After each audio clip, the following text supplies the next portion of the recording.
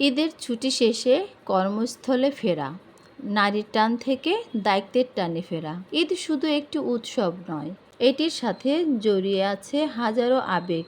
এটি পারিবারিক ভালোবাসার বন্ধন। এই ঈদকে ঘিরেই কোটি কোটি মানুষ ছুটিতে চলে যায় গ্রামে।